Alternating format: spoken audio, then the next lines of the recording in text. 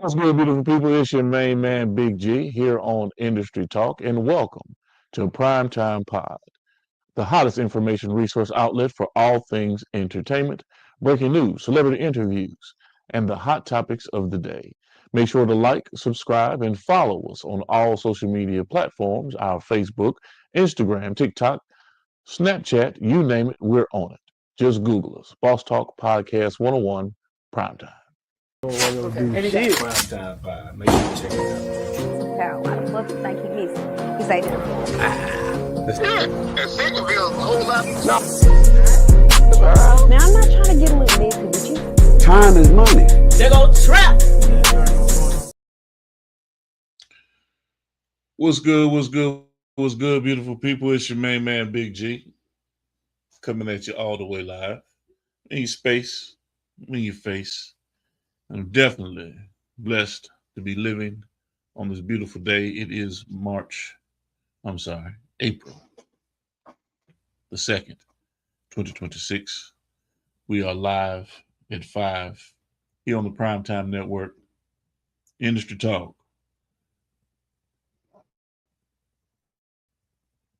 Lock us in. Tell a friend, tell a friend, to tell a friend. If you have not yet subscribed to Boss Talk Podcast 101, Boss Talk Podcast 101 Primetime, I need you to do so. Lock in with us. Well over, at this point, Boss Talk Podcast 101 on YouTube, 350,000 subscribers, 350,000 subscribers. Boss Talk Podcast 101 Primetime, right at 73,000 active subscribers. So we're definitely pumping and pushing out content on a regular and consistent basis. We're building our ecosystem. Big shout out to my brother E, CEO, and my sister, the official Miss Jamaica. And if you have not subscribed to our network, this is for you. Stop what you're doing right now and go subscribe to Boss Talk Podcast 101 Primetime on YouTube, all social media platforms. Boss Talk Podcast 101 Primetime. Like, share, subscribe. Tell a friend to tell a friend to tell a friend to make sure you tap in. Right now, over 72,000 subscribers and well over 11 million views and watch time hours. So make sure that you continue to support, like, share, subscribe, tell a friend to tell a friend to tell a friend, and keep tapping in with us because we're going to keep on bringing you this hot content every day and in every way. It's your main man, Big G. And make sure, like I said, stop what you're doing right now and tap in. Like, share, subscribe. Boss Talk Podcast 101 Primetime.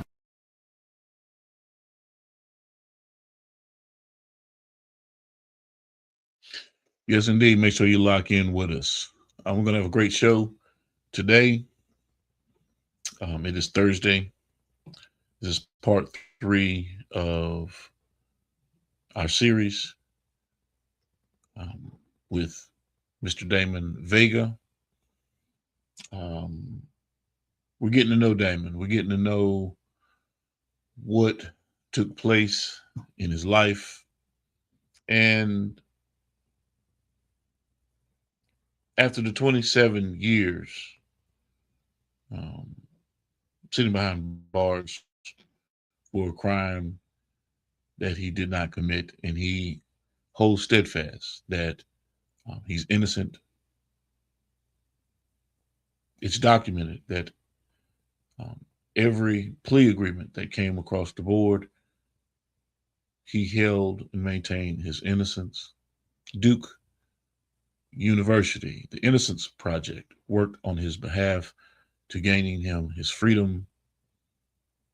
And within the midst of all of that, Damon took the time, Mr. Vega took the time to educate himself, to prepare himself, and keep himself active and motivated while going through some very treacherous in, let's just say, tumultuous times behind bars. Um, Regardless of what you may think, see, or say about prison and what you see on television, in the movies, the real experience is nothing to shake a stick at. And we're going to sit here and have this conversation with Mr. Vega and my good friend Jarrell Braswell, because a lot of what he's talking about, notes from Behind the Wire, the book that he is prepared and getting ready to push out to the world, it tells his story from the music that he's written to the life that he lived behind bars. He didn't hold back in the conversation. He didn't hold back in the writing. Very specific, very detailed, very poignant approach to a very horrific situation. So we're going to get into it. We're going to have this conversation with Damon Vega. And I appreciate all of you who are joining us along this journey. We're going to be here every Thursday with Mr. Vega, talking about his situation, talking about his life, talking about the book, talking about redemption, resilience, and where he's going with everything that he's doing and how we can assist him along the way. All right. So without further ado, because I really want to get off into the conversation, let me bring my good man Jarrell Braswell onto the scene. Brother JB. What it do, what it do? What's good with you, my brother? Man, Joe woke up from a good ass nap, man. Dreaming about tomorrow. Got down tomorrow night, showtime. Thinking about Greenville already. Ready to go. Okay. Okay. You sound like the Matrix for some reason. I'm not sure what's going I on. don't know what's going on. Oh, shit. Hold up. Yeah, I mean, I can hear you, but it just sounds like it's kind of like a transformer. I don't know. I don't know what the hell going on. How about you? Sound better now? Oh, now you're straight. Okay. Oh, yeah, you in there. You in there like swimwear. Yeah. Big shout out to everybody that's joining live. Deron Black up there in KC. Look, Deron Black, put the notice out. Jarrell Braswell will be up in the KC area. I'll get you the dates and let you know where they're going to be. But I was going to make that connection with you, as well as Don Juan Misery, and the whole crew that's up there in the KC area. Come see Moshe Benyata and the come whole see us. Come see us. When they come up to Kansas City. Yeah. Also, big shout out to Jay Shaw, Inside Speaks. I appreciate you, man, for the apparel purchase, the Industry Talk t-shirt. It looks good on you, my friend. Looks real good on you. I like that. Big shout out to Inside Speaks, Jonathan Shaw, Military Point of View, for all of the support. And prayers go out to our sister, Angel A. Williams, and letting it be known. Yes, indeed. Y'all tap in with Brother Jonathan Shaw. So before we bring Damon Vega into the room, JB, you heard a little bit about what I was talking about, yes? Yeah. Okay. But before, because you can relate, you know what we're talking about. But before we get into that, you know what I'm saying, let everybody know what you're getting ready for. We always want to sit there and present it how it is. You got a show coming up this weekend. Yeah, got 5 big shows in South Carolina. The new and improved Comedy Zone, new location, new venue. We finna go rock this bitch out. 3rd through the 5th. You know what I'm saying? Like I say, 5 big shows. It's going down. It's up like a circus tent. I'm ready to go. Shit, ready to knock it out. Then after we knock that out, we got Baltimore, the Baltimore Comedy Factory. We just added Justin Whitehead to this showcase, so it's gonna be lovely. Added Justin and moved me to the host for Baltimore, so I'll be hosting the Comedy Factory at Baltimore. You know what I'm talking about? Just to show my versatility, which I'm really cool with. Get to go out a whole lot of different times and showcase my talent and skills, and entertain a crowd at the same time and bring the comedians out. So that's always a good treatment when I get to host on tour. You know what I'm saying? Just Vice going out opening or, you know what I'm saying, just featuring or whatever. So I get to host, man. So I like to do that too. So I'll be hosting in Baltimore. And then after we wrap up Baltimore, we got another spot. I think we in Okay. Cincinnati. You know, back to back to back to back to back. But for Yeah. this weekend, we got South Carolina on the docket. And we finna go knock that thing out. Yes, sir. Okay. You still breaking up. You started breaking up again. You Yeah, I went don't know clear, what the then hell you going on. went back to Yeah, transformer just a little. I seen how that shit Yeah, pixelated just a on my little. end. Yeah, it pixelated on my end. I don't know what Yeah. the hell. I'm gonna get off and come back on. And maybe that'll help. Okay. See what the hell Okay. going on. What's okay, he gonna come on back in here in just a second. Big shout out to That's What I'm Gonna Do. Welcome to the live, man. Appreciate you. Ja Blaze, Bantu Blaze. Make sure y'all tap in with the Cloud Chronicles. Ja just had an awesome interview with How about now? Dope Money.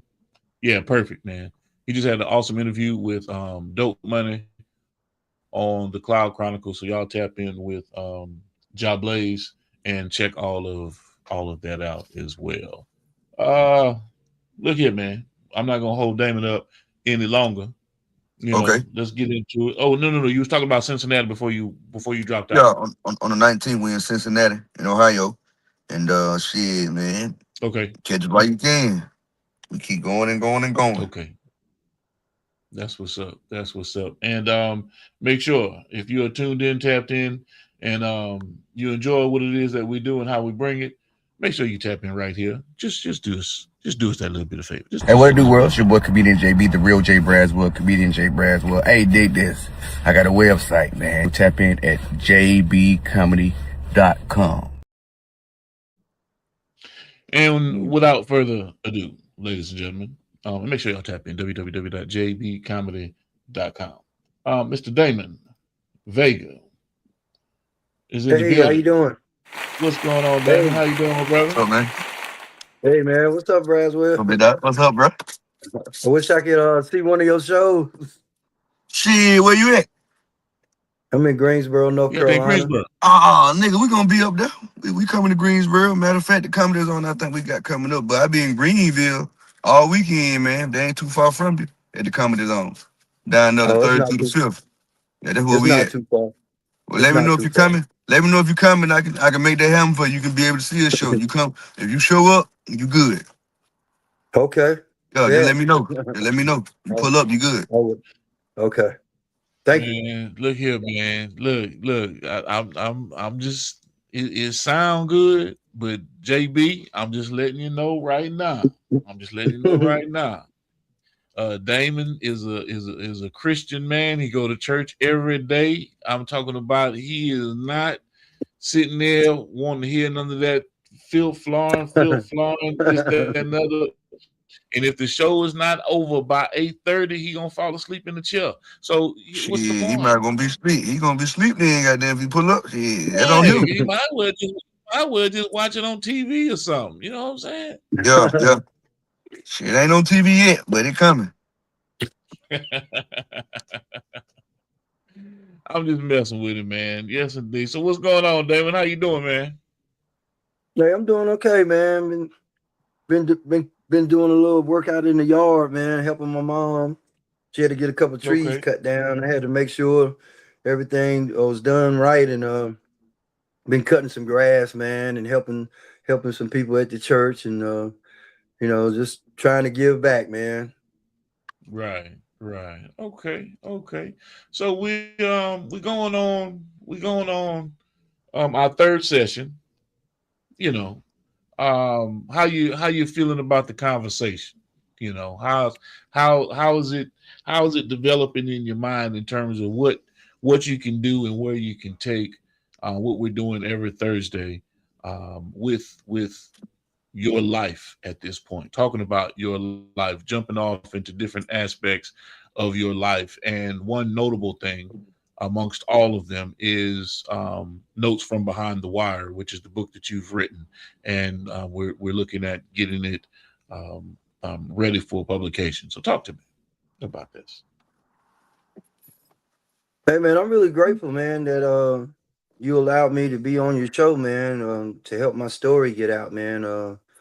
I've always tried to figure out how I was gonna be able to do that, man, and just so happened, man, talked to Terry one day, and he talked to you, and I was able to send you documents, and you studied it, and you allowed me to come on your show, man. This is something that's really special to me, man. I'll always cherish this and remember this, man. And you know, I feel that some way that you'll be able to, you know, help me as far as getting my book out there, man, because people really need to know, you know, the injustice that's been done, not only to me, but, you know, to other people as well. Yeah. But, you know, this book that I've written, you know, it's another story after that, you know, and it's my time when I was in Columbus, Ohio, you know, what I went through up there before I ended up coming back home. And, you know, that's a story in itself, man. Right. Right. Okay. So JB, you've been locked in with us for the past 3 sessions with Brother Vega. What's your input and what's your take on what we're talking about, how we're presenting it, how we're getting it situated and prepared for some real spotlight on Vega's situation and what could actually come of it as a result of some of the places we're actually going to be parking this information and placing this information? I like the path and direction he's headed in, man. Everything he got it lined up. He's on here very transparent, man. I gotta salute you for that. A lot of people, man, can't talk about it. And then the fact that you're not bitter about the situation, not letting this shit eat you up and make you feel like goddamn you just want to goddamn just be mad at everybody, man. You out here, like you said, giving back. You in church, man, just trying to be a good steward and pay it forward, man. No matter what happened, the shit behind you. Now you just trying to move forward and go on with your life. So, like I said, I salute you with that, man. But like G was saying, and like you were saying, this shit need to be told, man. The story should be heard and everybody should hear it, man. Like I said, it just didn't affect you. It affected others and still is affecting other people as we speak, man. So I think your story get out there, man. It would help and it will help people, man, become free and get freed and get their cases reviewed and looked over the proper way. You know what I'm saying? Vice or just they just throw you in there and just throw you to the wolves and leave you for dead.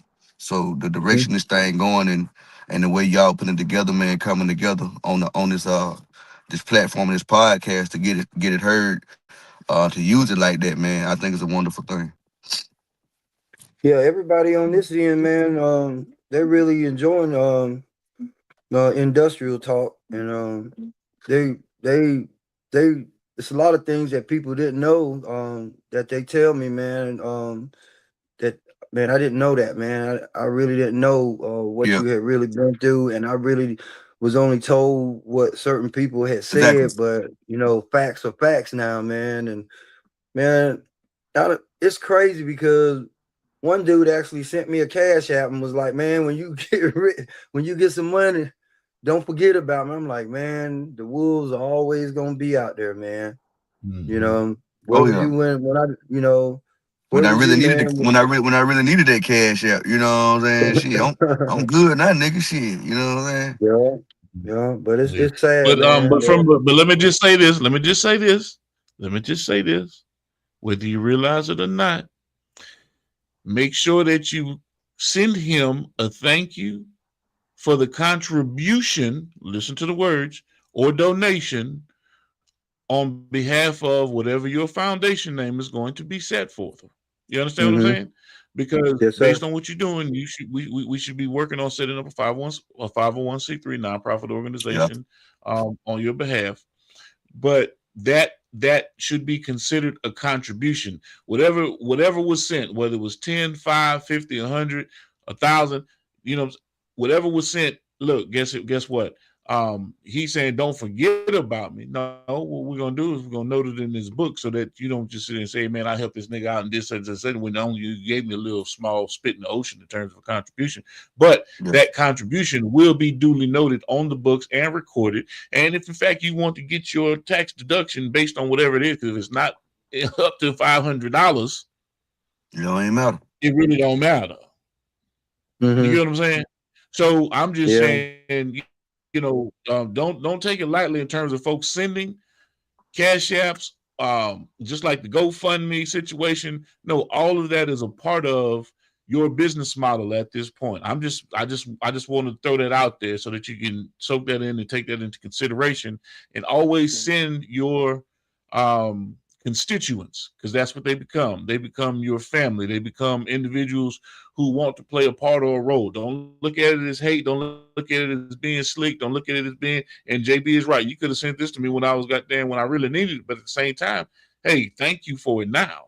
Definitely, yeah. And send out that thank you letter or send out that thank you memo, whatever the case may be, and make sure you duly noted in the books that this is what took place, so that you can never be, looked at as, somebody that didn't appreciate or not grateful for the thought, because he didn't have to send it. Yeah. He didn't, but yeah. One problem I'm just saying in terms of the business side of it. Yeah, most definitely. But the way he tended it in the ticket, he had to say that either. He could have just said, "Here goes something for you," and been through with it. Right. That's right, and be done with it. You're right. I agree. That's why I'm agreeing. So, yeah, go ahead, Dan. It's one thing.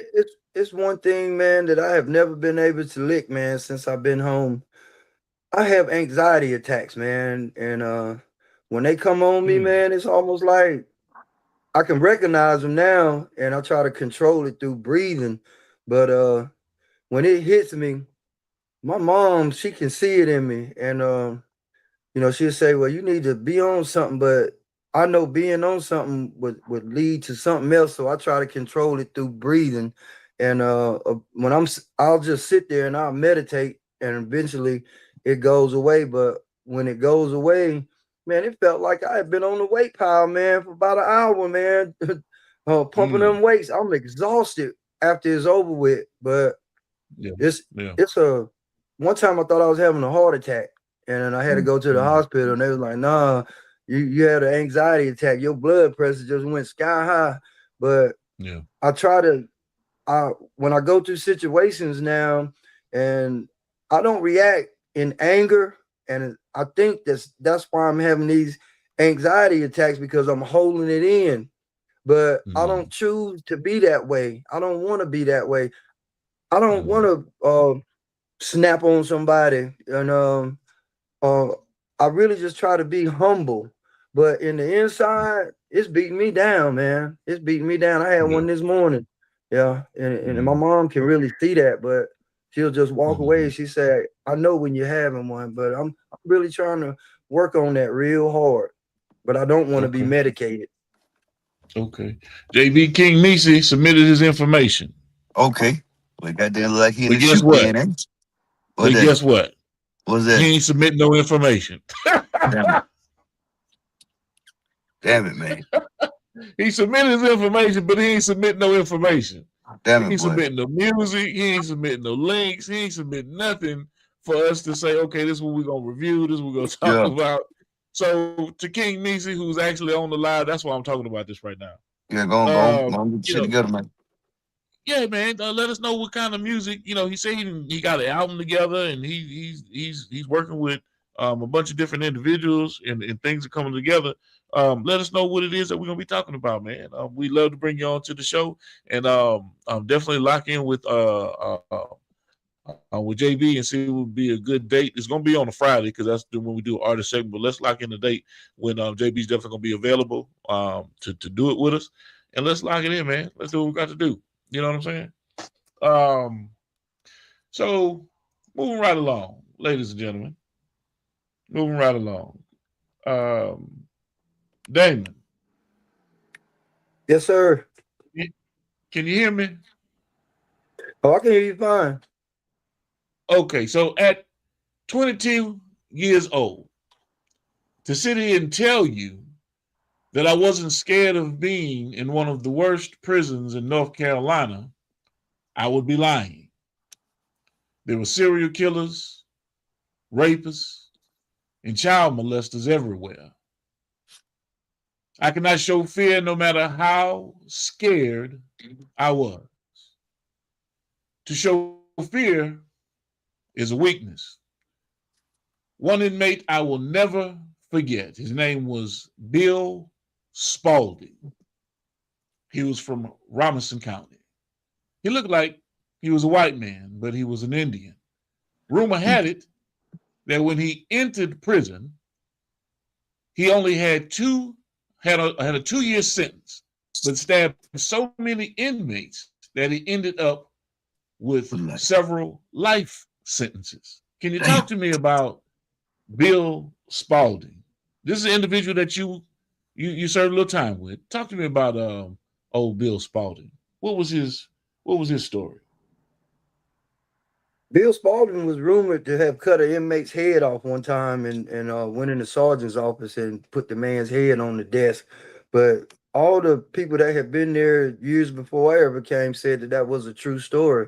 But when I was at Central Prison, it was a 50 cents on a dollar, or sometimes it'd be $1 on a dollar.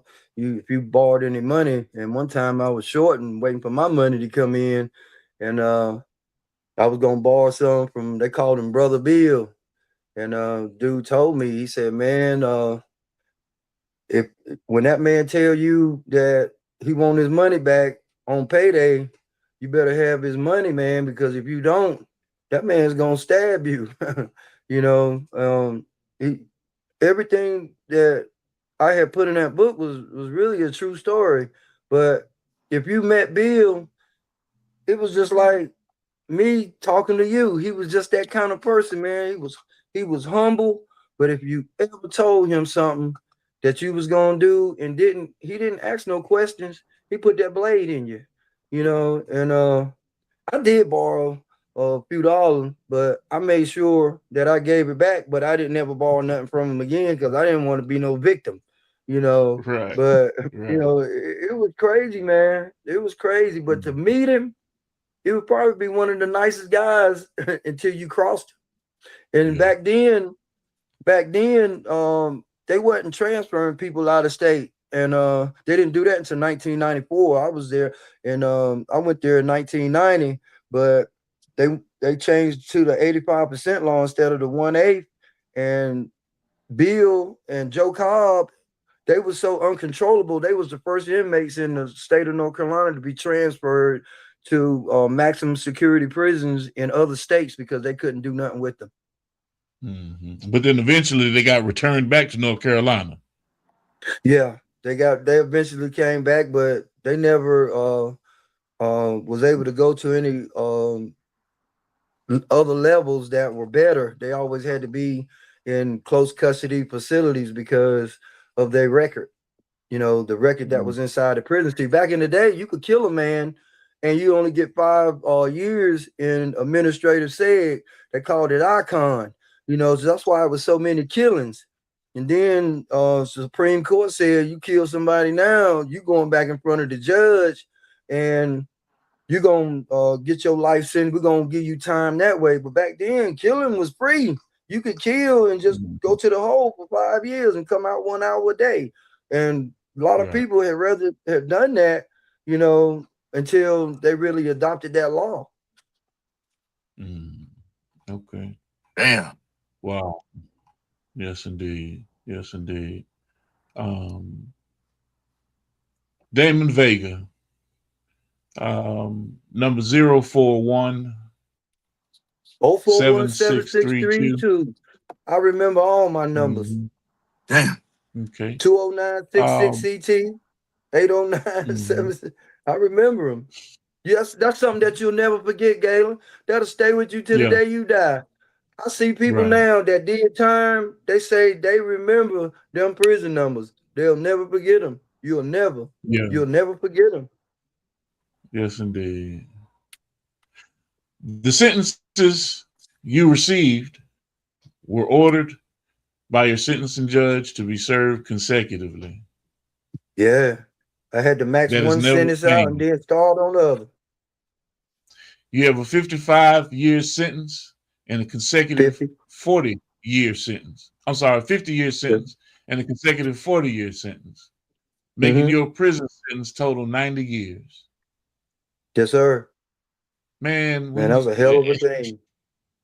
okay, man, talk to me, man. What knowing that you about to sit down for 90 years? Yeah. See, it was cut in half to 44 years, 9 months. Man, that's a lot. You know, Right. and the only way you could get it down is when you went, if you had a job, like the school gave you 6 days a month for going to school. The best job you could ever get was in the canteen or the kitchen. That was 16 days a month. But if you only stayed in the kitchen for 8, 9 months, they added everything up at one time on your sentence.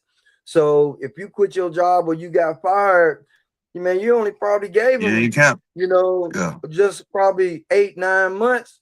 Your date shoots straight back up, So Right. you really had to be a person that was in to work in them kitchens and them canteens and them canneries and them laundries, forever, until you could try to get some help. But see, the reason they wrote that letter to me, because back then they had paper parole. If you were doing good in the system, they could parole you over to the next sentence. But the Supreme Court said that they didn't come up, they didn't make that law. That was a law that they adopted themselves. So they said, now, Damon, you're going to have to do 24 years and 9 months on that 50-year sentence. And then you got to start on that 40-year sentence and work on 19 years and 9 months. And I'm like, damn, and that letter that's in my book. I wrote them, trying to get that paper parole, but they wrote me back and was telling me, no, they done away with that. This is your sentence. This is what you're going to have to do. Yeah. Right. Right. So knowing that you are facing this and knowing at during the course of your time being incarcerated, you're seeing people dying.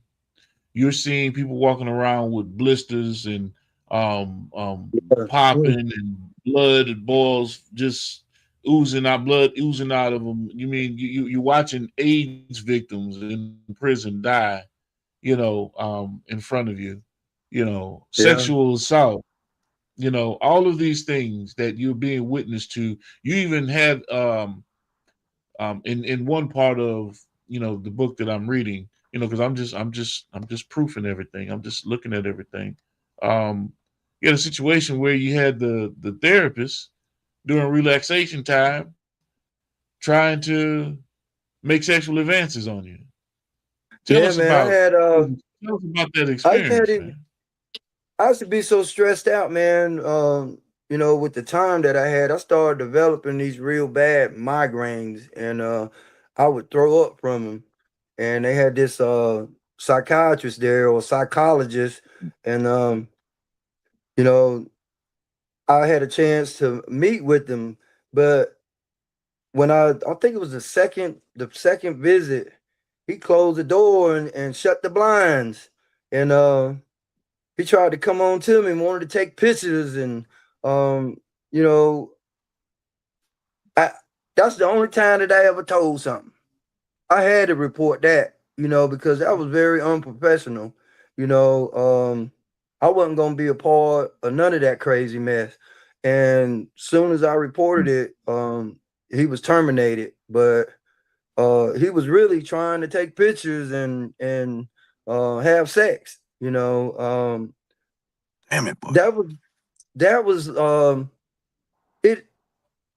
it ran rampant like that all the time. You had one officer, he used to always be in one closet, and when you're coming off the yard, he'll stand there and want to pat you down. But when you got patted down, you damn near got raped. You know, some people let it happen, you know, because that's what they was into. But you know, eventually that was exposed. You know, it was like a normal thing. Beatings, officers jumping on inmates, right out in the open, and nothing was ever done as far as the officers. You know, the officers that were beating you. They ran together. You know, so it's a lot of people that ended up dying from them beatings. One dude, they said hung himself, but he was in a cell that didn't even have no place where you can hang yourself. It didn't even have no knobs on the door, but he ended up dying. You know, it's just a lot of things that I've seen, man, that was just really terrible, you know, and that's stuff that I will remember for the rest of my life. We have a question from the audience, from our guests, our family that joined us during the live. Mr. Jonathan Shaw says, have you run back into anyone that you did any time with that's on their feet currently at this point? Anybody that you might have served time with that are out now as well, that are getting back on their feet? Yeah, I know one guy, man, that was saved, man, right before I got out in honor grade. He used to walk around and he was always preaching. His name is Ron Williams. And they used to call him Dime Bag back in the day because that's all he used to say was Dime Bag. But man, he got saved, man, and he walked around the camp, man, and he ended up being a chaplain assistant. And we used to say, man, Dime Bag just playing around. Because see, back in the day, if you could act like you were saved and the chaplain, he could write you a recommendation and you can go to honor grade and end up getting parole. But they kept coming back so fast, they said that ain't gonna work no more. But this man religiously, man, walked around that camp telling people about Jesus. Right now, man, he goes around preaching. I think he has a church now. He goes back to prisons, pick people up for community volunteer passes, and he's been I think I can say that's relentless with it.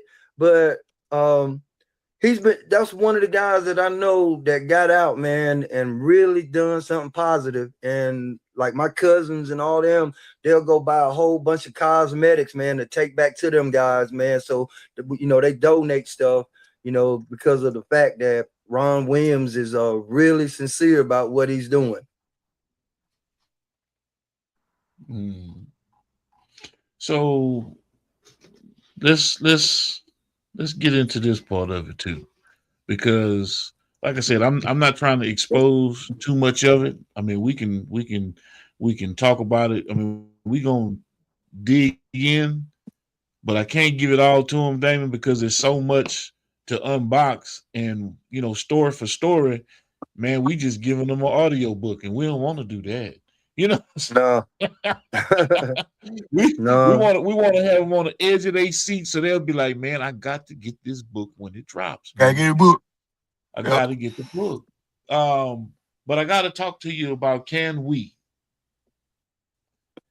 I hated that I had to go away, knowing that I would be missing you every day. Because time after time, I think of how things would be if I was with you now. My days are long, my nights are cold. Chill thoughts of wishing I was home with you. At first a thought, then a dream. Now it's a part of reality. You and me. Can we forget the past and start again? I'll love you till the very end. In time of need, I will be there to comfort you in time of despair. So long as the birds sing in the trees, I know our love was meant to be. Can we? Oh, can we? You want me to keep going? I know every one of them by heart. I do. I want, man. We want to talk about that. I want. Let me know what inspired that. Can we? Let me know. Talk to me. When I was incarcerated, when I was in jail, my girl Regina Harrison, she came up there and she said, "You ain't gonna believe this. I'm 2 months pregnant." And I said, "Oh Lord, man, my God, you know." And when I went back to the cell, I wrote that song. But okay, I was like, if I can't sing it, that song would be great for Luther Vandross to sing. You know, I used to visualize, you know, him singing that, you know, but I was so scared because I didn't never have nothing copyrighted, man. I was like, no, I don't want to get it stolen, you know, but I used to visualize, man, I'm gonna write this with Jamie Foxx. I'm gonna write this with Luther. I'm gonna write this for Ready for the World. I'm gonna write this and I'm gonna write this. But every song, man, I remember them. Yeah, yeah, yeah. Damn. I hated that I had to go away, knowing that I would be missing you every day. 'Cause time after time I think of how things would be if I was with you now. My days are long, my nights are cold, chill thoughts wishing I was home with you. You know, I remember them just like yesterday, man. Because that was something nice. that I was feeling deep in my heart, Galen. Right. Okay. So now, what's going on with Miss Regina? What's the situation now? She was 2 months pregnant, so that produced a baby girl. Yeah, I have a beautiful daughter named Amari Vega. Yeah, she lives in Florida, man, and Okay. trying to keep my relationship with her, build a relationship with her, because children have if their moms don't instill in them, that's your father, you know, he's in prison, but you love him. And I feel like that wasn't instilled in her. And when I came home, it was like I didn't really have a daughter. It was like I didn't know her. I only seen her 3 times the whole 27 years that I was locked up, you know. And one time they tried to come at me with involuntary abandonment because she ended up getting married to another guy. And during that time, they wanted to change her last name to Campbell instead of Vega. But being that I pleaded not guilty, that's not voluntary abandonment. That's involuntary abandonment. So that didn't work. But there wasn't a time when my mom didn't try to get her to come when they were visiting me, but it was always, you know, she got a pajama parties, you know, she's doing this and she's doing that. But the whole time I wanted to see my daughter. I wanted to get to know her. But when I came home, she was there. And if you look in the pictures that's in my book, that's the person that I'm got my arms around is her. And that our relationship wasn't really good at all. And I had to end up loving her from a distance. I had to, because I couldn't seem to connect with her, you know, and that's all I wanted to do. That's my daughter, man, you know. But my baby's mom left me like probably a year after I was incarcerated. And you don't want to put that on nobody. You don't want to put that on your girl. I got 90 years. How in the world she gonna wait for me 44 years and 9 months? Because like I said, it was cutting hair.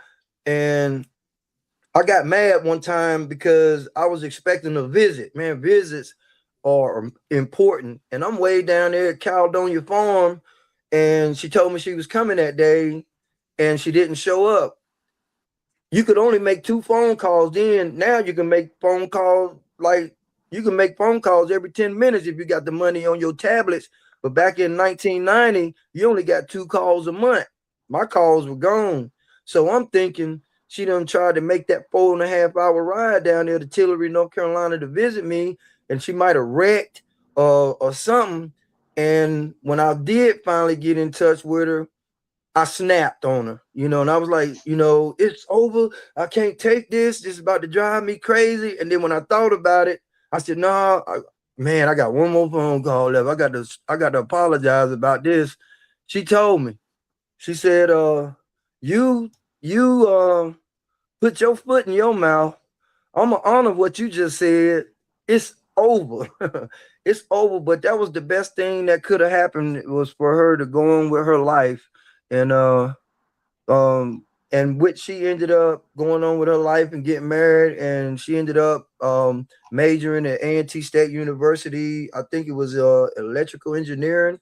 It was something to that, but she's doing very good today. So you be careful what you say when you locked up.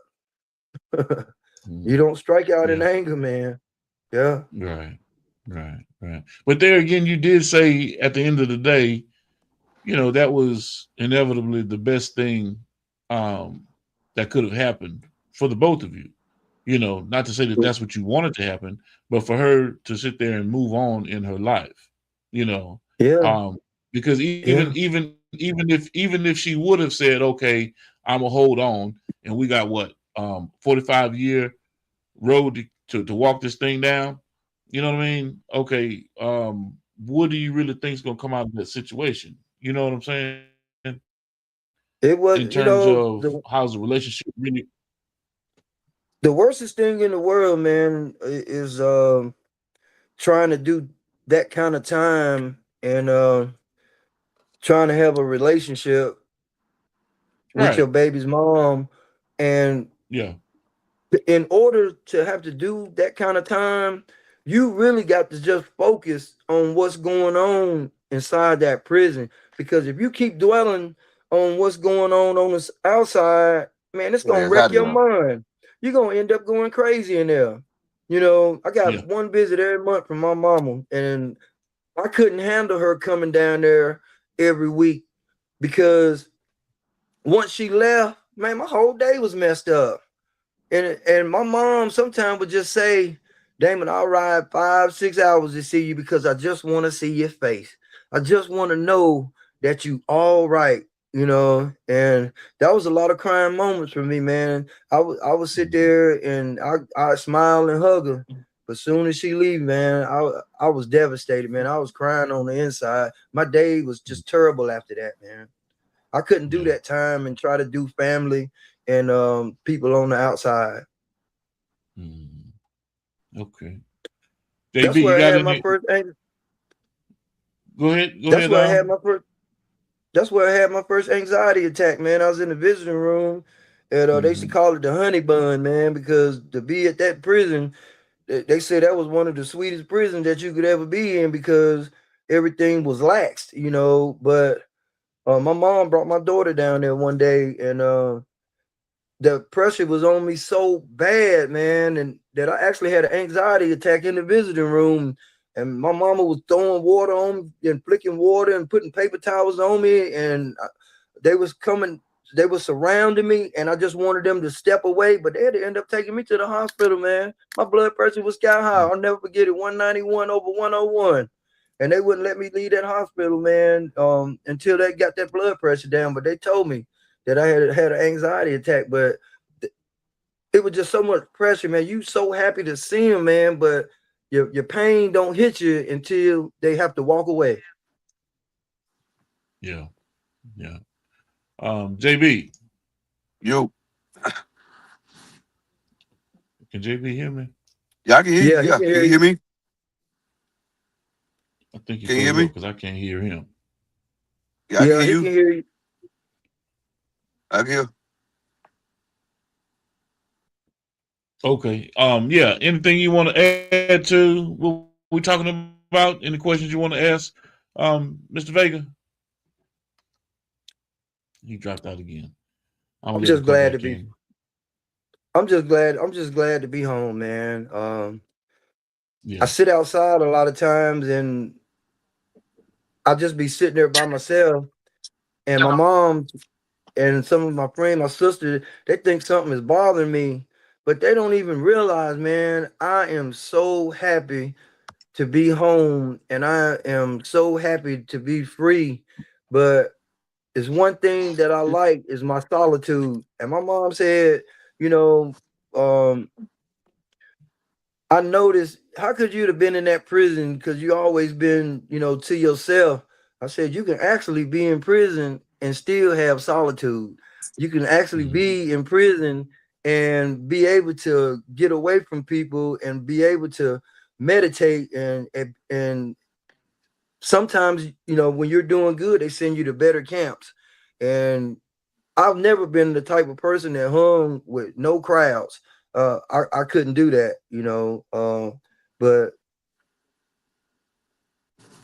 my better piece is here at home.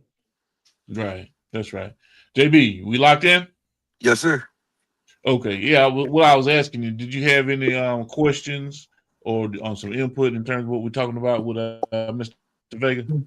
No, just I was gonna ask him like when he first got out and went home, how was it just coping and adapting and adjusting to not being in the mode, being just a daily routine, being institutionalized, being on the system, when to get up, how to do this and how to do that. When you finally got home and your people telling you ain't got to worry about them no more, how long did that take to set in to where you finally realizing like, hey, I'm at home, man, ain't got to do none of this other shit I've been doing. You know what I'm saying? Like I can really relax and ain't got to worry about that shit no more. My biggest problem was trying to get to know my mom, man. She couldn't understand me. It was so much pressure on me, but she just didn't want me to go and get into anything, man. She was real protective over me. But one day I jumped in the shower, man, and I realized I had my flip-flops on and my underwear. It's crazy, man. But I'm like, damn, I've done that for so many years that I didn't realize until I was getting ready to wash my feet that I actually had my underwear on and my flip-flops. And the crime happened in my neighborhood, just right around the corner.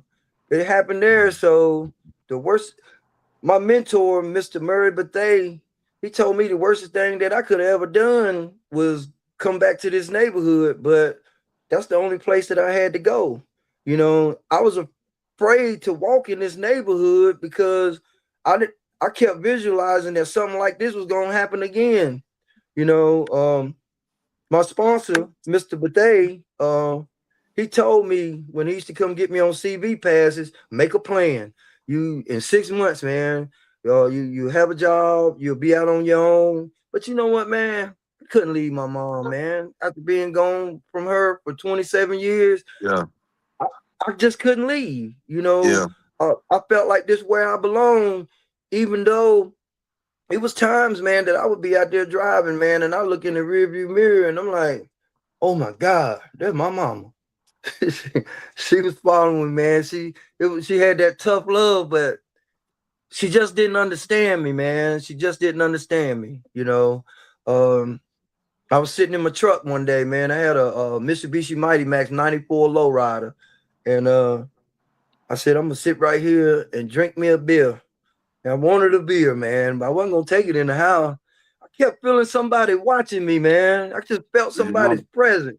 I happened to cut my eye like this, and there was my mama standing there with her hands on her hips, and she went off, and she was just protecting me. I see it now. Should have bought 2 bills. Had you one and gave her one. Yeah, she wouldn't have done that. My mom been saved all her life, and she don't play that, but it ran me away every time. My mom would say, Jesus, but she just had that tough love. Yeah. But one day, man, I just couldn't take it no more, man. I just packed my bags, man, hopped on the bus, man, and went to Ohio. And this is part of my second story that I'm be getting together, because I went through pure hell when I got up there in Columbus, and that's for later, but I stayed up there, man, almost 5 years. And for 2 years, man, I never reached out to my family and let them know where I was at, and mama with that tough love again, she found me. I don't know how she did it, but she found me. Mama's love, man, is unconditional, man. That's true. So, Damon, because you have to think about it like this, and you may not, or at the time you may not have, but as you're speaking about it, this is the only way I could think about it. your mom lost you for 27 years and you've proclaimed your innocence throughout the whole situation. So she knows that the possibility of some crazy concocted story could happen. You know what I'm saying? Much like, hey man, my son's been accused of first degree murder of a woman that lives right up the street. And he's saying that Around the he's corner. innocent. He still served around the corner, up the street. I'm saying, you know, in the neighborhood, could have been your damn neighbor. What I'm saying is it didn't happen. You know, it wasn't you, but your mom saw this happening to her son. You see what I'm saying? And there was nothing that she could do about it. So when you get out after all that you had gone through, shit, you don't want to leave her. She don't want to see you get caught up in the same type of situation, no matter what you may be thinking. I'm just gonna have a drink. I'm just gonna chill with the fellas. Shit, guess what? I've been through that, and I don't have enough in me to see you go through that again by some happenstance or mishap. You know, and I mean that's just how I'm seeing it from the mother's standpoint of it. Like, you know, I don't want to lose my son again. Hey, everybody, man, that got out of prison knew my situation with the Innocent Project. I guess they thought that I was going to get exonerated and get this big settlement. But, man, they were coming at me, man, trying to give me drugs, man, and crack, heroin, ice. I ended up taking the bait, man, and started messing with crack, man. And I started hanging back out there in the streets again, and that really tore my mom up, man. And I ended up leaving, and I didn't want to hurt her, so I thought it was best, man, that I just go. So I packed all my bags, man, and I just left. But once I got to Ohio, man, I got into a sober living facility. I was staying in a shelter, and I used to go to Freedom Recovery every Sunday. And I wasn't using anymore. And I go to church with them every Sunday. And the man, Tom Smith, said, look, man, get out of that shelter, man. Get in this sober living facility. You just pay $100 a week. I'm working at Blackwell's Cleaning Solution in a Clean Turn. And I started progressing again, man. But the whole time, I'm not knowing, man, that my mom was talking to Tom Smith. She was talking with Anita Blackwell the whole time. I don't know how she found me, man. I do not know how she found me, but I really went through something before I ended up coming back. And came back, man. I say, man, it took me to hit rock bottom, man. You know, before I really got it together, man, as far as with Christ, man. And I ain't never turning back. This the best feeling that I ever had in my life. Sometimes God to put you at the bottom too, just build you back up to put you where you need to be. You know what I mean? I tell people all the time. Yeah, most definitely. Yeah. Okay, and so Columbus. So let me dig off into this, because this is another part of the story that we have to talk about, and we can't just speed bump past it like, you know, it's not a part of the conversation. How did you shake crack cocaine abuse? How did you get yourself out of that situation? What did it take? I mean, rock bottom is one thing. I mean, that's a whole different level of it. But how did you shake the addiction to the use of crack cocaine? Somebody put fentanyl in my crack pipe, and I almost died. I went out, and I woke up in the hospital in Ohio, and I had caught a charge for receiving property by false pretense, and went to jail. And while I was in jail, some of the Napoleons that I was hanging out with in Columbus, they said, man, if you tell them you want to take that Vivitrol shot, you act like you really own fentanyl, they'll give you probation and let you out of jail. I said, well, shoot, that's what I'm going to do. So I took the shot. So when I got back to that area that I was at, when I tried it again, I couldn't feel nothing. And I found out that the lady told me that a lot of the people that were taking that Vivitrol shot to get off fentanyl was also saying that it helped them recover from using crack, meth, and anything. I never felt anything no more. It was over for me. I didn't want it no more. And I've been going strong for 4 years now. You know, but I don't have no desire for it. I don't want you around me with it. You know, I'm enjoying just being by myself because you have a lot of triggers, man. You know, right to this day, them same dudes, you know, that one guy that did good out there, the other 8 didn't, you know, and it's a lot of people that come to me that I used to deal with. And when I started talking about Jesus, they burn the road up, man. They don't, I got to go, man.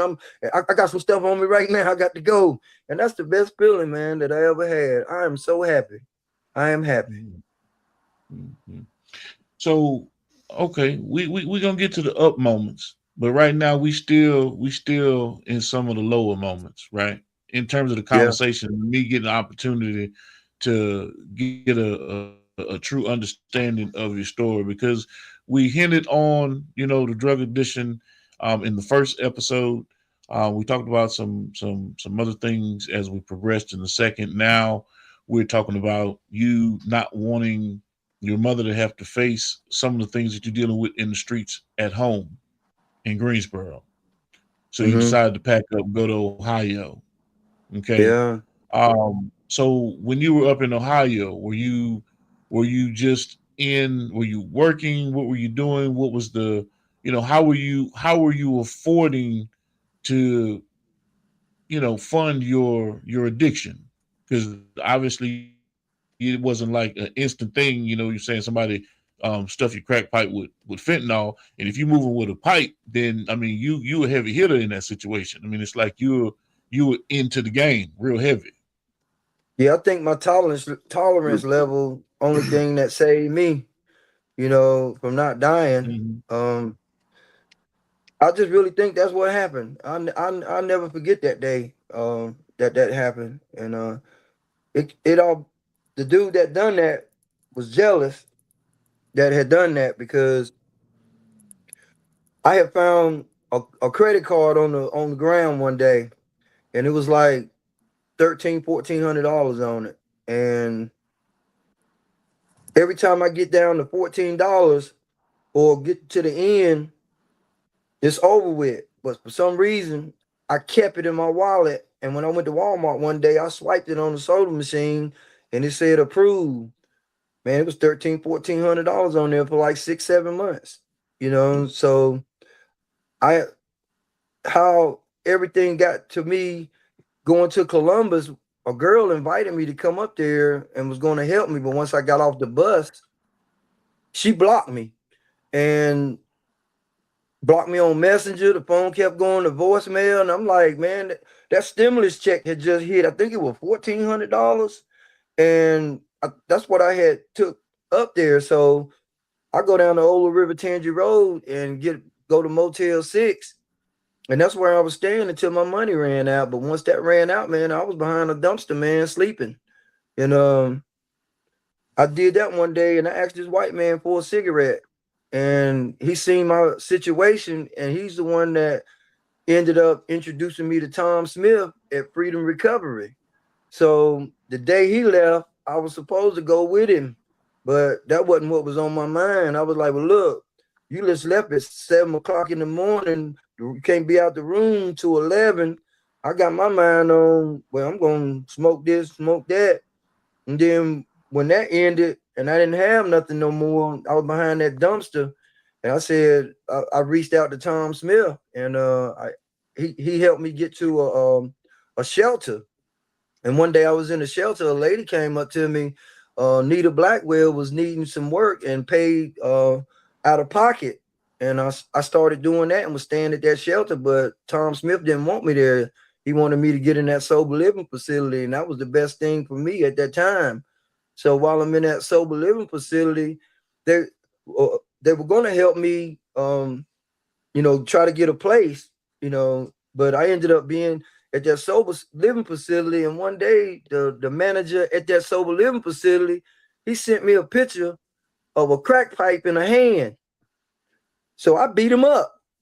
And I told Tom Smith, look, I ain't paying that $100 no more. I'm gonna pay you this Friday, but I'm gonna go stay in a motel and I'll just continue to go to Freedom Recovery. But I'm not gonna be here and people playing games like that. I went to a motel called American Best. Man, that was the worst drug spot in Columbus. Everybody up there selling dope. There it was again, man. I done relapsed, man. And next thing you know, man, I was sleeping in bandos, and you know what bando is, right? It's an abandoned apartment. Yeah. But I ended up being over there on Cleveland and Morse and Walford, and they were condemning them buildings. But the maintenance man was like, look, people just leaving these apartment buildings, leaving furniture up in here. You get me $20 worth of weed every week, you can stay up in here. So that's what I was doing. And still I had that credit card that I was using. And man, that ended up turning for the worst. Somebody kicked my bando in one day, man, took my Flow model TV. Like 4 people jumped on me. I ended up getting stabbed. I ended up in the hospital again. And what's so crazy is when I reach out back to my mentor in North Carolina, Mr. Bethea, he said, man, your mama just called me, said she was worried about you. I said, Mr. Bethea, man, you ain't gonna believe this, man. I got in a fight with this dude, didn't even know he stabbed me, man, in the back of my thigh. Went down there to Shell gas station and passed out, man. Woke up in the hospital. Yup. You know, but mom, for some reason, I know she was praying for me. Yes, indeed. Well, look here, man. Before we move forward, big shout out to Brother Jonathan Shaw. He has his little brother tuned in, listening to the show from prison. Big shout out to little brother, man. Hold your head, man. Hold your head, brother. Yeah. Hold your head up, man. You know, hold your head up, man. I think he got 8 years left on his sentence, but he is listening to the story. He is listening to the conversation. So many prayers and much love going out to Shaw's little brother, man. Appreciate that, Brother Shaw. Thank you for tapping him in and having him listen to the conversation. So, Galen, what I'm trying to say is, man, it was hard for me to cope when I got out. They just threw me back out, even though I had that little work release job. But I was trying to catch up to 21, 22 years old, you know, and that's something that you can never do. You can't never get that back, man. You just got to move forward. But I tried to ride it till I couldn't ride no more, you know. And you just can't do it. You cannot do it, man. No matter how hard you try, you can't do it, Galen. So we're hitting rock bottom. Mom knows where you are at this point. She came and got your ass, obviously. No, she didn't. So what happened? How'd you end up back in Greensboro? When I had went to jail for receiving stolen property by false pretense and took that Vivitrol shot, I was staying under a bridge, man, for about 2 weeks. And they was in Columbus, they supposed to have this program you can go to where they train you. And I caught the bus way out. It's called Broad Avenue or Broad Street. When I get way out there, I didn't have that credit card no more. I spent my last little bit of money to get out there to see if I could get into that training program. They told me that building was closed now. They was doing something else in that building. They gave me a little tiny little food in their little refrigerator. And I went to Walmart to get something to eat. I went to shoplift, man, because I was hungry. And when I was coming out the store, security dude came up to me and said, "Hey, man, I just seen what you was doing, and just come with me, man. We're gonna write you a citation." And I'm walking with him.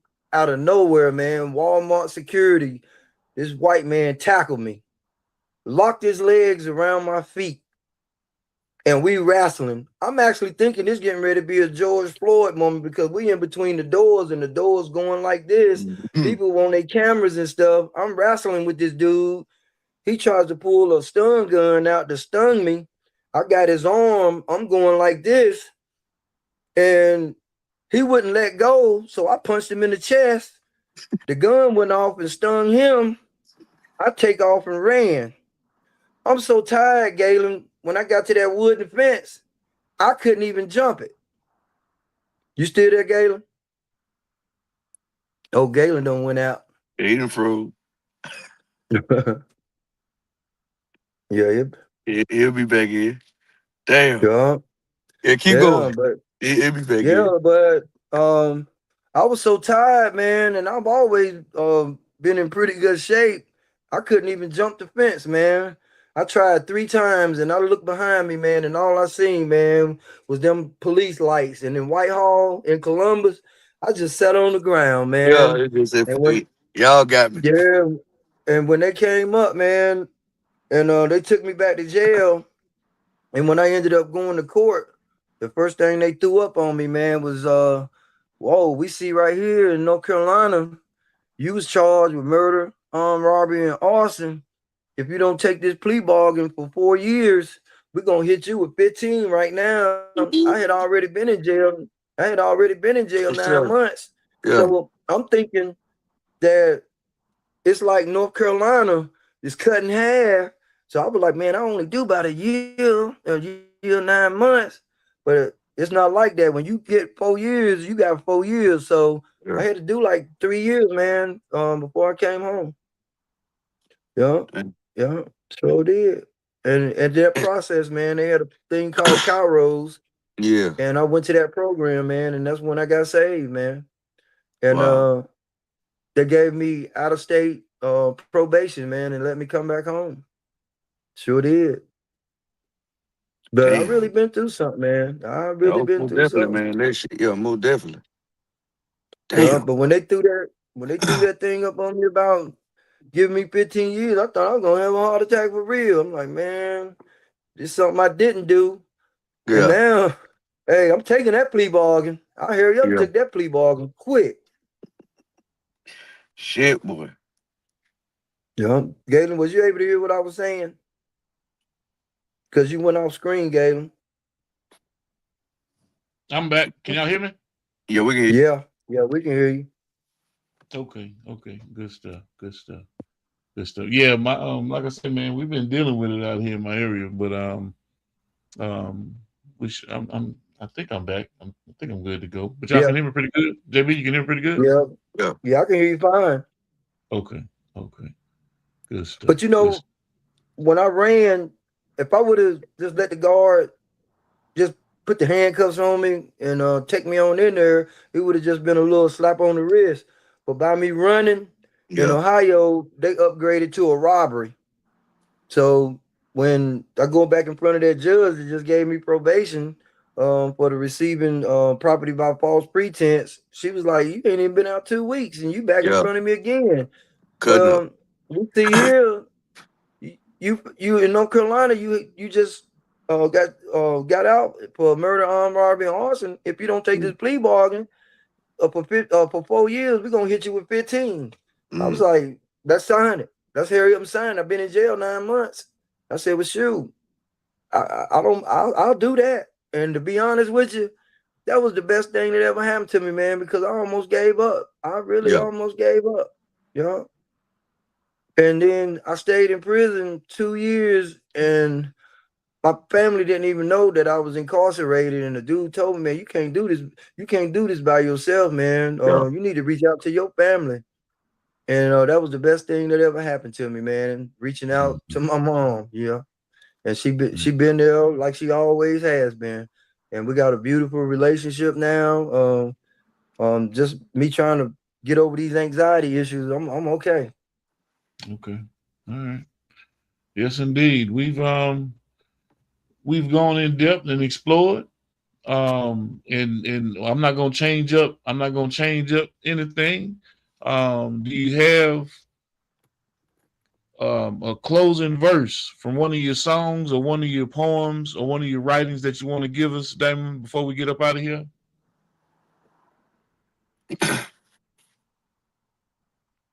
Yeah.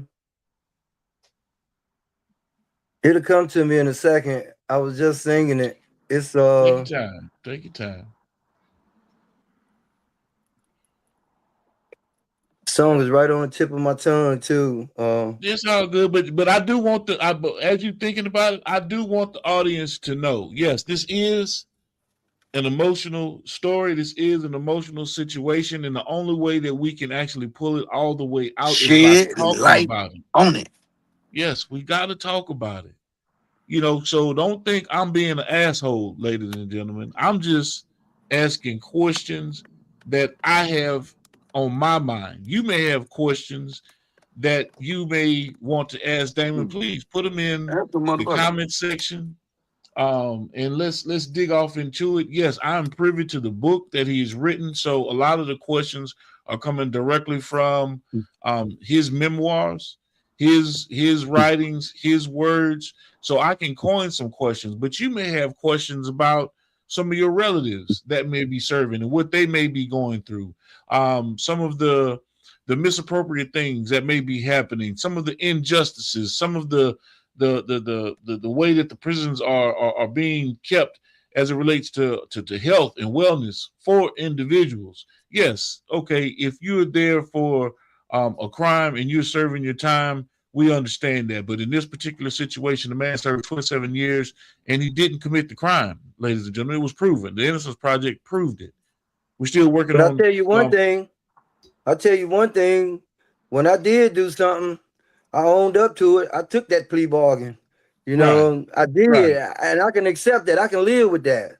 You know, but that 27 that I had to do. That's a hard thing, man. That's a hard pill to swallow, Jack. Galen, I got this for you, man. Okay, talk to us. Gone away, girl. You said you would be here for me for a very long time. But when the opportunity arose, you left me behind. You said our friendship would never end. But I say loneliness is my best friend since you are gone away. Gone away, girl. I never really realized there could never be so much pain and misery. Being away from you is driving me insane. No more sunshine, only rain since you are gone away, girl.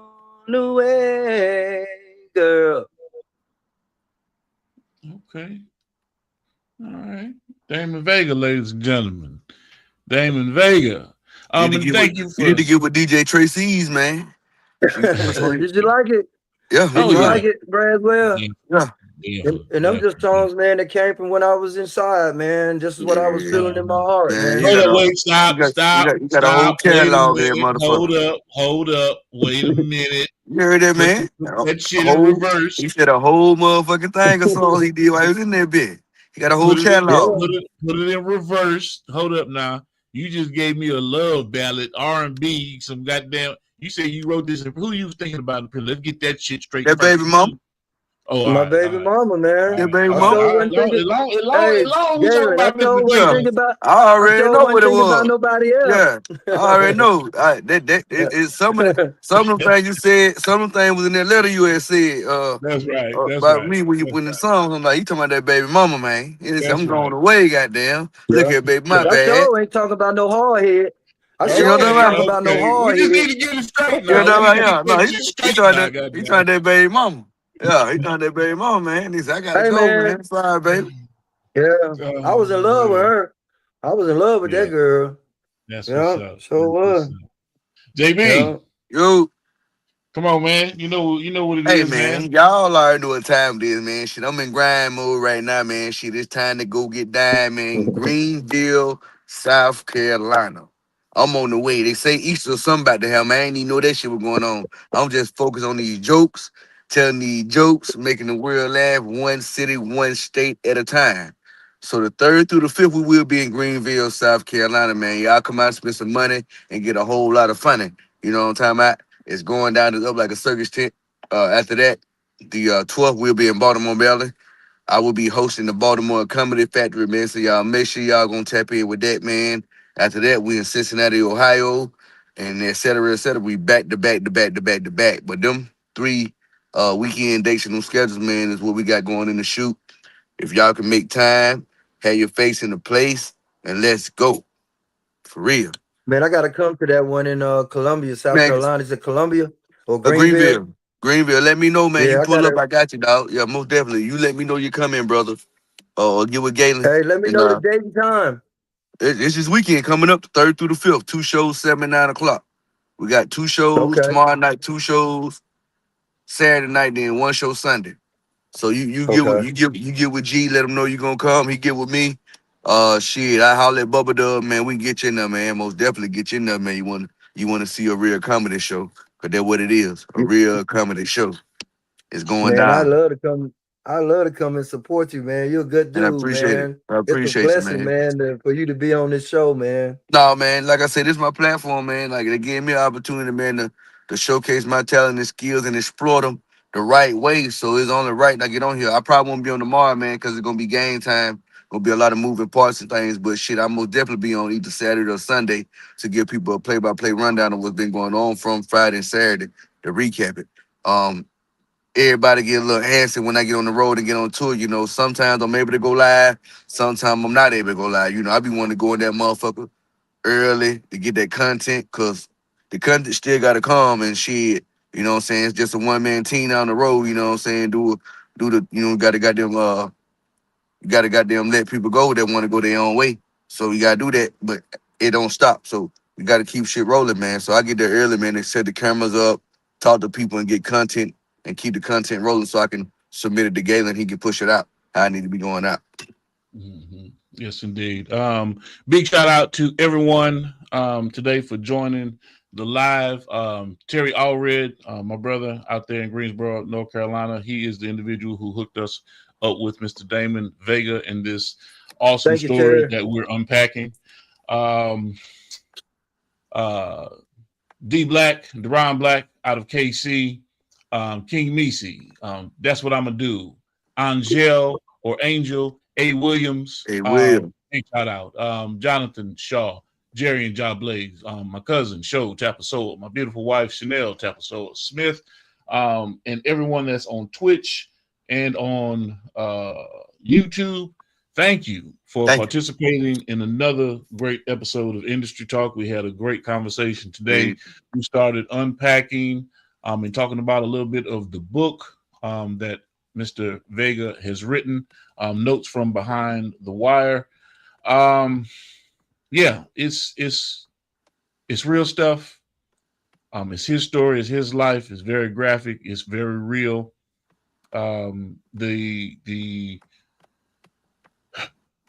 You got to get the book. Let me just say it like that. Yeah, when it comes out, get the book. When it drops, ladies and gentlemen, I'm telling you, you have to get this book. And we're letting you know right now. And this isn't something that has been coordinated between JB, Vega, and myself, Terry Allred. No, they don't even know that we're talking about this. But we're going to have to institute a fund, for Mr. Vega, in his name, to help support him in a way, however you can. I don't care if it's because it's going to a good cause, guys. It ain't going to nobody's pocket. Yeah, that's right. And he's not asking for this, ladies and gentlemen. Vega hasn't asked me for a dime. He's just asking for assistance. So if we have to, let me say it this way. If you're starting a business, you don't know how to start a business. You're 27 years in the game, behind bars, so you're already behind the 8 ball a little bit. You get out, you already been kicked in the ass because you're innocent. You've been proven innocent. They don't want to give you your full exoneration or pardon and your restitution or your reparations. Neither one. Yeah. So guess what? There has to be a coalition of individuals that can see, hold on a second, man. I see the validity in the story. I know this man is going through hard times, whatever those hard times in your mind may be. You see what I'm saying? But he's giving you his story. He's telling you what he's going through. He's fought addiction. He's fought prison time. He's fought the possibility of, hey man, can I make it out here? Well, you know what? Fuck it. I'd rather be back behind bars because at least I know I'm getting 3 meals. You see what I'm saying? I have to deal with this bullshit, but I'd much rather tolerate that than to deal with this bullshit out here, committing crimes and pillar to post type shit. So instead of him having to deal with that, knowing that this book is going to be a bestseller, knowing that we can invest in his opportunity right now. This shit moving with it right now. Because it's going to happen. It's moving with it right now. Then I don't want y'all talking about, hey, Mr. D. No, man, the man was asking y'all for support just to get a book off the ground. To tell his story. He ain't trying to get rich off this shit. He trying to save a lot of people, man, from going down this road, man. And like I said, he got goddamn mishandled through the justice system, man. He needed just due and justice, man. It's it don't make no damn sense. 27 years of his life, he never get back, which can cause a damper with the relationship with his daughter, man. I don't give a damn what nobody say. The justice system did that. If he had been gave due process and this shit done right, he been there with his baby mama and his daughter, man. His family. You know what I'm saying? See what I'm saying? So who knows? He may would have graduated too from A&T and got his shit in electric engineering with his old lady. So it's a lot of what ifs and could have been and should have been, but we'll never damn know. At least make that shit right. That's right. And at the same time, it's never been a situation where he wasn't willing and able to work when afforded the opportunity to do so. Most definitely, man. He's never turned around. He's never turned away a job. He's never turned down a job. He's never been in a situation that, nah, I ain't gonna do that shit. No. Exactly. He would work and give an opportunity. Then he being very transparent. I know he being real, man. Like I say, shit, I got locked up on some shit, man. With my military career on some shit I didn't do.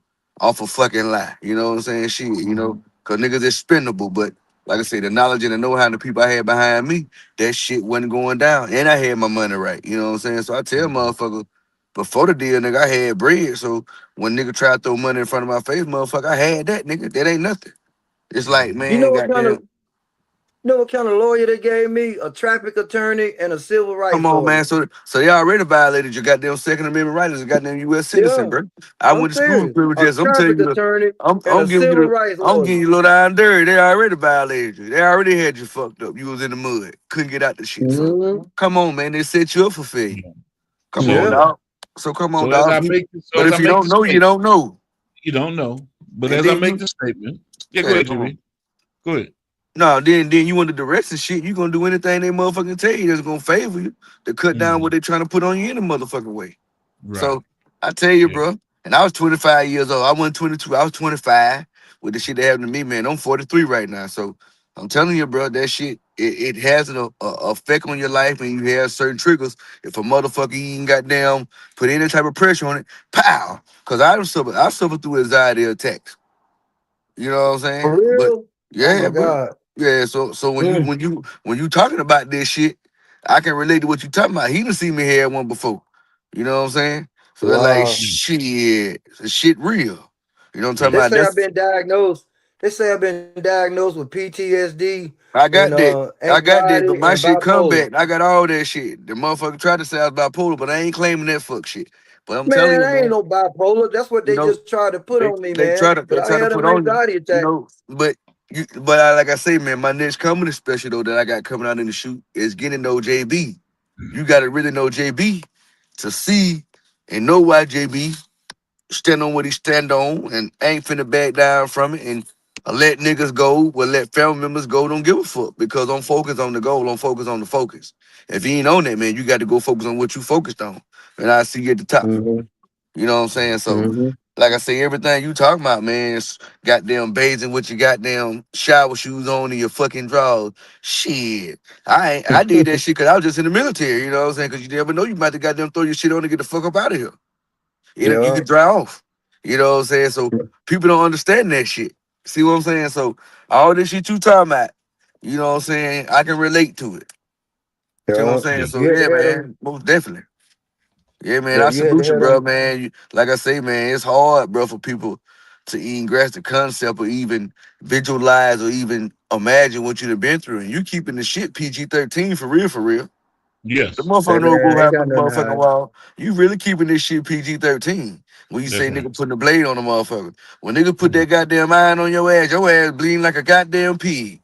Cause you done made this bit from a toothbrush, a piece of PVC, or might be a part off the rack you done made this shit off of. It might not even be sharp. And you sticking that shit in somebody. You finna leak Man, up. I seen the dude get his throat cut, man, in the kitchen, man, and they just watched him and said they They didn't kept even try going to like ain't help him. nothing. All they Nothing. did was Kept going. call medical and wait for the medical to come. That boy's throat was cut. I don't know if that boy's name was Twine. I don't even know if he's still living, because that was a lot of blood, man. Come on, man. Come on, Yeah. dog. Yeah. Real shit. So there again, ladies and gentlemen, when I make the statements that I'm making, you have to understand that it's not easy for Damon to get a job. He's doing his best to help support his mom. Mom is doing her best to support him. I'm out here cutting grass. Exactly. I'm actually out here cutting grass. And guess man, what? You could be doing to get some me other some shit. Like money. you said, you could be out here stealing, but you doing the right thing, bro. You know what I'm saying? Yeah. You plant seeds, you pull forth right. effort, some That's gonna right. pop. Shit. Yeah, I You went to know what I'm Terry saying? Allred and asked him, man, did he know anybody yards I can cut? And he said he had about 2 or 3 of them for me lined up, but I got blessed with 3 yards right beside each other in the commons area 3 days ago. So, you know, as long as I'm able to have something, and I give my mom $50 a week. And she said, when I give it to her, and she said, you know, I said, Mama, I can never repay you. I can never repay you. So I'm just gonna keep giving it to you. So don't never tell me to stop, because I'm gonna keep giving it to you. Every week, man, I give her $50. If I got 60, I give her 50. That So shit ladies add and up, so it don't gentlemen, matter. Shit, you know what I'm saying? gentlemen, you're Your hearing 50 me. and everybody 50. That's all you motherfucking got. That's What you right. can get, man. I tell That's motherfucker, right. bro. That you can't You're get hearing me, compared, Pierre. motherfucker. Yeah, bro. Right And you here, know man. what's crazy? I want to say this. That Buick Century that she went up and down that prison for 27 years, It's she still gave running. that car to me. She gave that car to me. It got 167,000 miles on it, and it run like a champ. But she gave that car That's to me. it. It's a 98. It's a That's it. 98. It's a 98. Yeah. And that's how It's many a miles you got? 27 years? yeah. Well, Shit. from 98 to 2015. Come on. Yeah. Shit, that's still Yeah. She good, gave me nigga. that car. She You still got got it. It cars looks. goddamn 2015, 2019, 2020 with that many miles on them. Yeah. Yeah, that's all she did. Go to church, come see me every month, and go visit the family. That was it. Yeah. Can't beat it, man. Ladies and gentlemen, you're hearing it here Can't beat it, man. first. So now you have a better understanding of what I say. It's our obligation and duty to pull together a fund, an organization, and a push for Vega. Soon as we get that motherfucker up, I want to be the first to make a contribution, and I want to pledge $100. I appreciate that. And we're gonna Thank you, work Braswell. on that. And like I said, you know what we're pushing towards, you know what we're working towards. definitely. We're getting this book together. We're making sure that things are working in conjunction for Mr. Vega and his family. That's our responsibility. And we will be back here next Thursday with Damon Vega to dig Yes, deeper sir. and deeper off into notes from behind the wire and Damon Vega's life.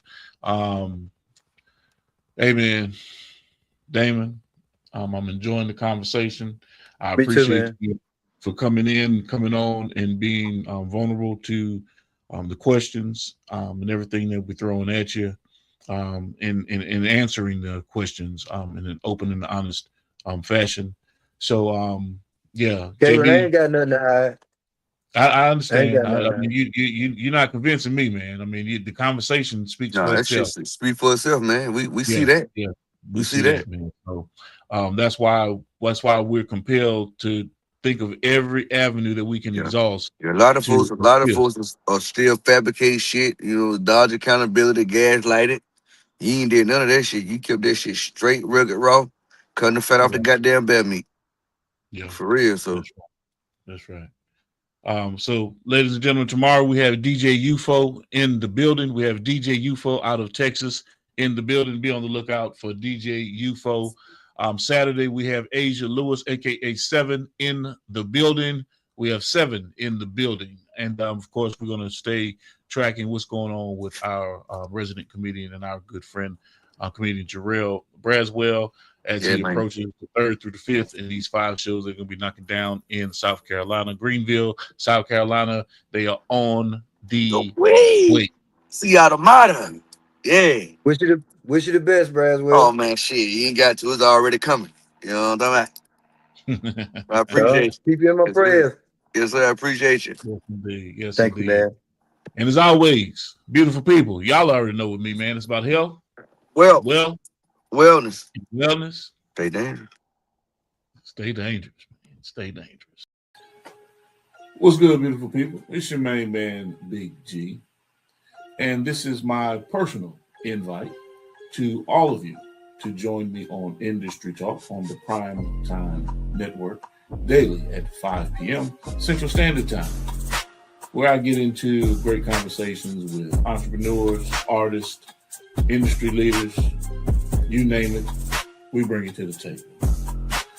So make sure you tap in with us, lock us in, tell a friend to tell a friend to tell a friend. And we stream on all major platforms. And be sure to visit us at gemsitpublishing.com. This is Industry Talk. Let's get into it.